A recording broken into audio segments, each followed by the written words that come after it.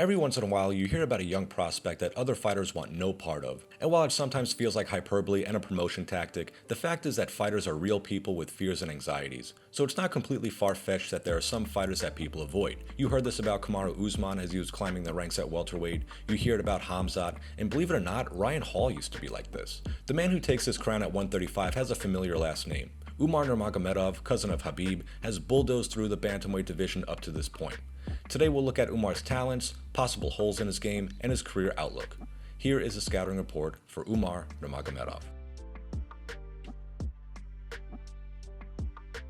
Don't let the lineage fool you. Umar wants to stand and strike. He utilizes a wide kickboxing stance and is light on his feet, bouncing on his toes, making himself a tough target.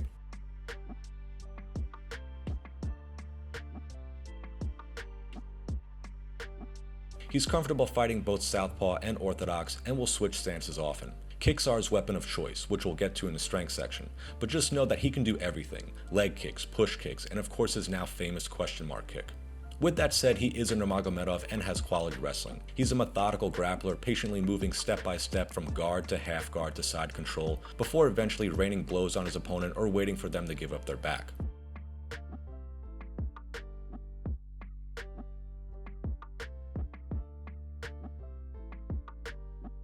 One of my favorite traits is when a fighter can win in multiple ways, and Umar has that. He can outpoint you on the feet with his striking and movement, or take the fight to the ground and establish dominance that way.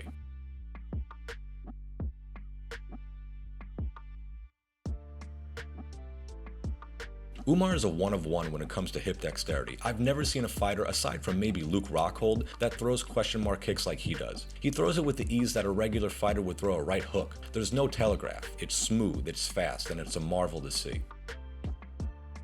As impressive as that kick is, he's not overly reliant on it. He uses it plenty, but makes sure to mix in leg kicks and push kicks. His push kick is particularly interesting. There's sometimes a slight hesitation as he decides whether to throw to the body or head. His balance and flexibility are so good that he can wait for an opening mid-kick.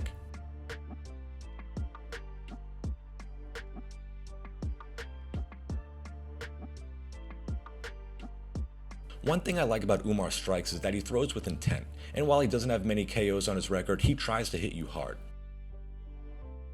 Watch him turn his hip and dig into this leg kick against Nate Maness.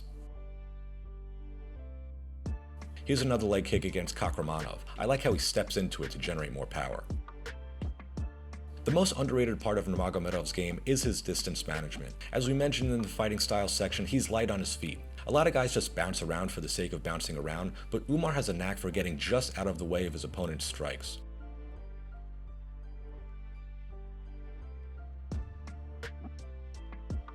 This is the only time I've ever really seen him be hit. Kakramanov lands a counter right hook off a kick. I thought Umar slipped because he seemed to have his guard up to block the punch. However, he initiates wrestling soon after, which perhaps indicates that he was hurt. But this brings us to the final strength. Umar always has his wrestling to fall back on. It's his ace in the hole. If he's ever in trouble, he can turn to his wrestling to get him out of it. And while it isn't on the level of his teammates Khabib or Islam, and honestly whose is, it's still plenty good. We'll get to the potential flaws in his wrestling in a moment, but what I will say is once he gets his opponent to the ground, they're not getting back up.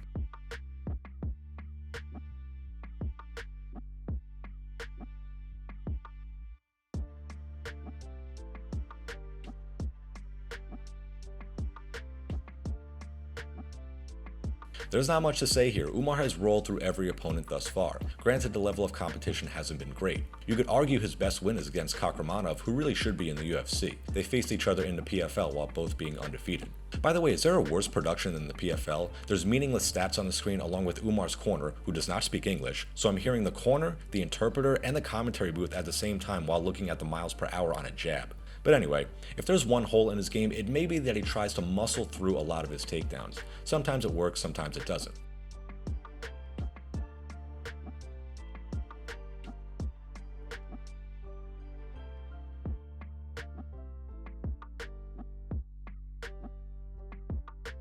The one thing I'm curious to see moving forward is if anyone tries to take advantage of his wide stance. The two openings that a wide stance presents are vulnerabilities to leg kicks and single legs. And while I don't see anyone attempting to wrestle Umar, I could see a guy like Sandhagen using his length to try and chop away at his legs.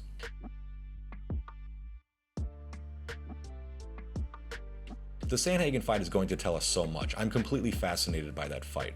And if you're watching this after the fact, you'll have more answers. But win or lose, I expect Umar to be in the mix in this stacked division for a long time. He's only 27 years old and already has a well-rounded skill set. The only question mark, no pun intended, is that he hasn't fought the top guys yet. But I would be shocked if he's completely outclassed by any of these guys. Yes, anybody can be knocked out, but I would be genuinely surprised if anyone hangs a 50-45 on this guy.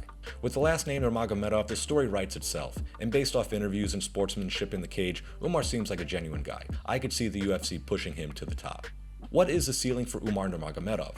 Comment below and tell us what you think. I'm Sean from the Octagon Observer, and I'll see you next time.